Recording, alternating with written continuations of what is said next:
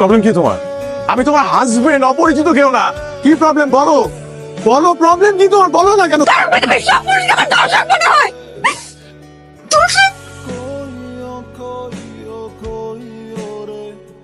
আমাদের arrange marriage হয়েছে, সবকিছু কত গোছানো, ছিমছাম, টিপটপ, কোনো ঝামেলা নেই, কোনো অ্যাডভেঞ্চারও নেই, কোনো টুইস্টও নেই।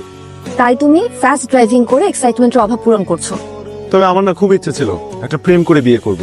তো করলেন আছে যার সাথে প্রেম করতে চেয়েছিলাম তার তো বিয়ে হয়ে গেছে। কে সে? আমার পাশের সিটে বসে আছে।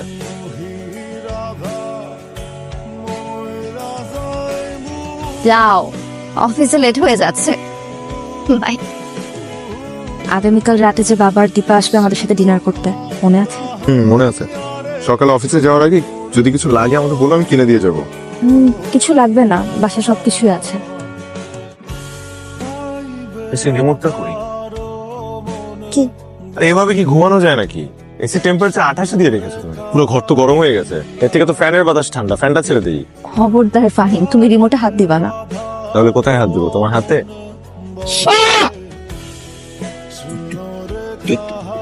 কি করলে এটা? বেশ করেছি। হ্যাঁ শোনো না, এবার ভাবছিলাম সবসময় তো বাবা আর দীপার জন্য শপিং করেছি, এই প্রথমবার তোমার মা বাবার জন্য শপিং করবো। আমাদের পরিবারটা বড় হয়েছে না। হাই, কতক্ষণ থেকে তোমাকে কতগুলো প্রশ্ন করছি, তুমি শুধু হু হু করে যাচ্ছ।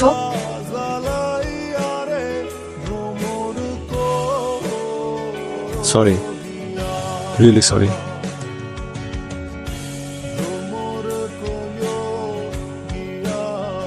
দেখি। সরি। মানে তুমি এরকম ইতস্তত করছো না? নিপার সঙ্গে কোনো ঝামেলা হয়েছে, কোনো সমস্যা? না বাবা, কোনো ঝামেলা হয়নি। আবার ঝামেলা না বললেও ভুল হবে। আসলে একটা বিষয় আপনার কাছে জানতে চাচ্ছিলাম। বাবা, আমাদের তো অ্যারেঞ্জ ম্যারেজ হয়েছে, তো বিয়ের আগে তেমন একসাথে সময় কাটানোর সুযোগ হয়নি, বা রেস্টুরেন্টে বসে গল্পগুজব করবো, একজন আরেকজনের সম্পর্কে জানবো, একদমই চান্স পাইনি। বলতে গেলে বিয়ের পরেই জানতে পারছি অনেক কিছু।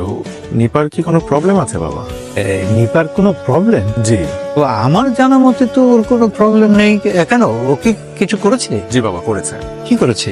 কামড় দিয়েছে। কামড়, দাঁত দিয়ে কামড় দিয়েছে স্যার। ভয়ঙ্কর লেভেলের কামড়, মানে রক্ত জমাট বেঁধে গেছে, কালো হয়ে গেছে। কি হলো? সরো, সামনে থেকে সরো। আরে টিভি দেখতেছি তো, সরো না।